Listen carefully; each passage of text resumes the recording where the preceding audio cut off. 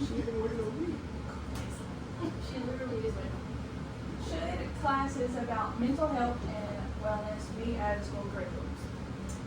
According to the National Institute of Mental Health, as of 2020, suicide is the second leading cause of death in children aged 10 to 14 years, preceded only by unintentional injury. My purpose today is to convince you that mental health and wellness classes need to be added to school curriculums through the presentation of evidence supporting this idea. Mental health is a part of everyday life for everyone. It is extremely important. We must remember that we all at one point or in life have struggled or will struggle with mental health crisis, and we need to know how to effectively handle the situation. As someone who has grappled with poor mental health nearly my entire life, I want to stress how important education on the matter is. I was not properly educated, and it nearly cost me my life. So what can we do to ensure education needs on mental health and wellness are met, and what are the consequences if we don't meet them? How will this affect everyday life for you? The lack of mental health education in schools is leading to widespread negative consequences for students, and according to the World Health Organization, 20% of adolescents experience a mental health problem in any given year.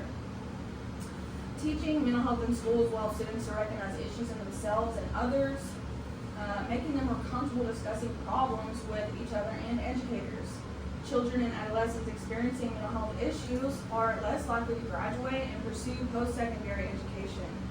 Poor mental health not only affects life navigation, but also can affect physical health, or adversely affect physical health.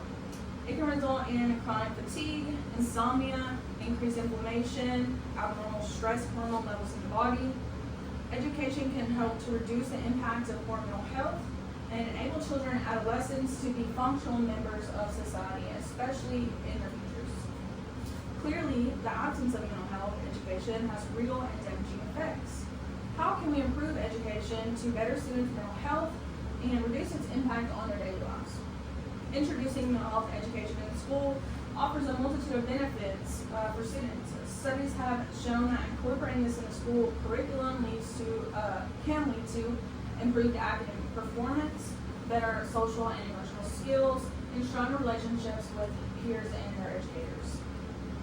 It equips them with the knowledge that they need to recognize signs of distress in themselves and others. It fosters an environment where students can feel comfortable discussing mental health issues, thereby reducing the negative stigma that surrounds mental health. When students can openly talk about their mental health, they are more likely to look for and provide support, which leads to a healthier and more supportive school community. Furthermore, mental health education can help students to understand when they or someone they know may need professional help. Early identification and intervention can prevent mental health issues from escalating and promote overall well-being. Research shows that students that participate in mental health programs often experience improved focus and academic performance. Mental wellness directly correlates with cognitive functioning and learning capabilities. Schools should ensure safe and supportive environments, offer counseling and age-appropriate mental health services, and provide physical activities for stress management. Promoting mental health awareness through anti-bullying policies and staff training will help to address the negative stigma. The benefits of mental health education in schools are substantial. What other positive outcomes can these programs bring, and what might the future hold if we delay implementation? The long-term effects of not intervening in mental health will be harmful to individuals, education, and society as a whole. Schools need to act, or children will begin to experience worsening symptoms, chronic absenteeism, insomnia, academic failure, increased violence, increased incidences of self-harm, and increased incidences of suicide. They won't understand mental health or what it even means, or develop coping strategies which will impact their education, careers, and relationships. According to the CDC, 20% of school-age adolescents have unmet mental health needs.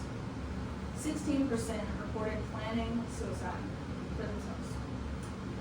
9% reported actually attempting suicide all in the last year.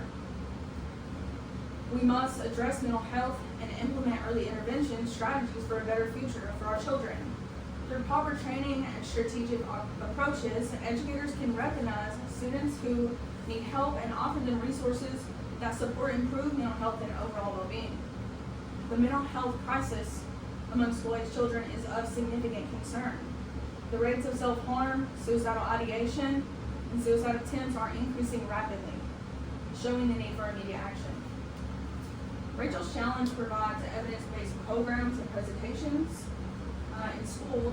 in schools that promotes education, mental health education in schools, offers guidance to foster discussion, instills knowledge, and encourages empathy, support, and acceptance. Rachel's Challenge has reached over 30 million individuals, prevented at least 8 school shootings, and averted hundreds of suicides in school-age children. By implementing age-appropriate mental health support systems, increasing access to counselors, and utilizing resources like Rachel's Challenge, schools can address these issues proactively before they escalate further. You can scan the QR code from the previous slide to learn more about Rachel's Challenge or schedule Rachel's Challenge presentation or program for your school and donate to help the cause. Thank you for listening.